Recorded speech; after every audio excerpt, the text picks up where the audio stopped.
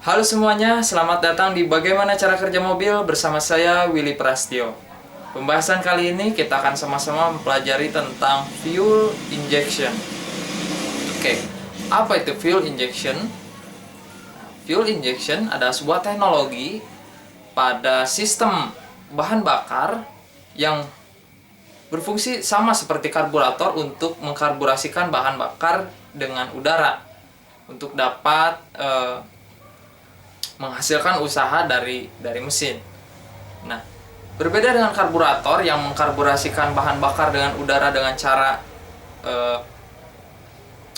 perbedaan tekanan antara dari karburator dengan venturi. Pada fuel injection di sini secara basic bahan bakar diinjeksikan ke dalam intake manifold ataupun ruang bakar secara langsung untuk dapat berkarburasi dengan udara. Nah, seperti apa tipe-tipe dari fuel injection dan bagaimana cara kerjanya kita akan bahas sekarang. Oke.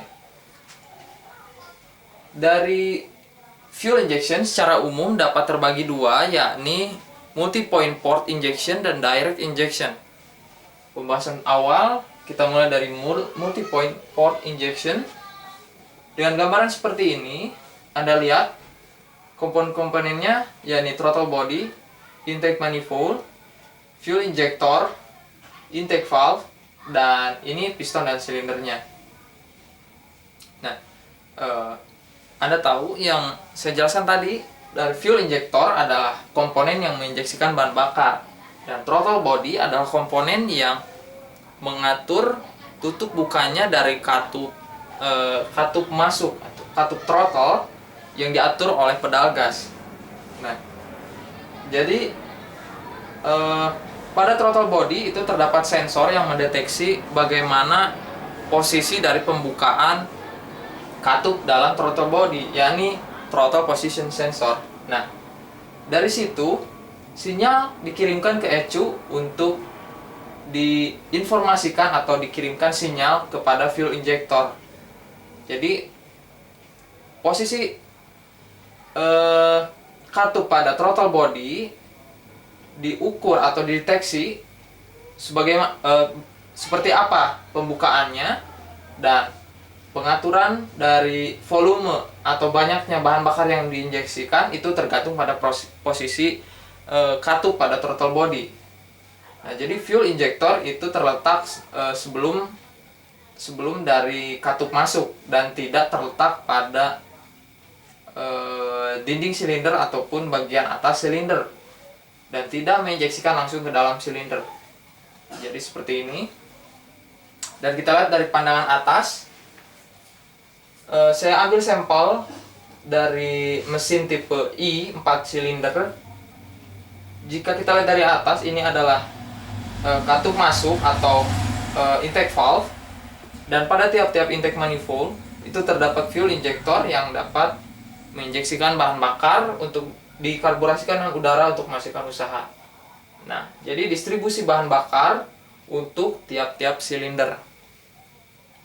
Selanjutnya, dari direct injection atau injeksi langsung, ini terdapat dua bagian, yakni pada mesin bensin dan mesin diesel.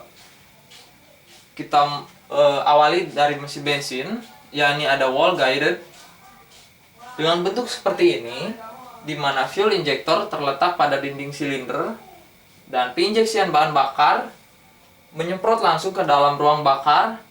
Dengan bentuk piston yang seperti ini, bahan bakar dapat terkarburasi dengan sempurna karena di sini terjadi semacam turbulensi sehingga bahan bakar dan udara tercampur dengan sempurna dan menghasilkan usaha pada langkah usaha. Dan selanjutnya, tipe yang selanjutnya dari mesin bensin, yakni spray guided, yakni di mana fuel injector terletak di bagian atas silinder, tepat di atas piston dengan bentuk piston yang rata seperti ini. Dan penginjeksian bahan bakar dapat langsung ke ruang bakar. Nah, keuntungannya pada tipe ini yakni dapat menginjeksikan ketika katup masuk tertutup. Nah, ini dapat berguna pada saat setelah proses percikan bunga api itu menghasilkan pembakaran, dan dari kedua tipe ini itu dapat menginjeksikan bahan bakar kembali sedikit atau banyaknya untuk dapat meningkatkan efisiensi dan atau daya untuk menggerakkan kendaraan. Nah, ini dari mesin bensin. Selanjutnya dari mesin diesel, yakni direct injection yang tipe seperti ini dengan gambar seperti ini kita lihat. Jadi letak fuel injector tepat di atas silinder, di atas piston dengan bentuk piston yang seperti ini. Penginjeksian langsung ke ruang bakar, dan dengan piston yang seperti ini bahan bakar dapat semacam turbulensi dan bercampur dengan udara, sehingga pada saat langkah usaha itu dapat menghasilkan usaha. Nah, pada tipe direct injection dari mesin diesel itu diperlukan tekanan injeksi yang sangat tinggi dari fuel injektornya. Mengapa? Karena pada mesin diesel itu perbandingan kompresi umum dari mesin diesel adalah lebih tinggi daripada mesin bensin, sehingga diperlukan pula tekanan injeksi yang sangat tinggi dari fuel injektor. Nah, ini gambaran dari sudut penginjeksian dari fuel injektor. Jadi lebarnya ini dapat disesuaikan atau dapat di setel pada saat perawatan ataupun perbaikan. Selanjutnya dari diesel itu ada indirect injection, yakni injeksi tidak langsung, berbeda dengan direct injection.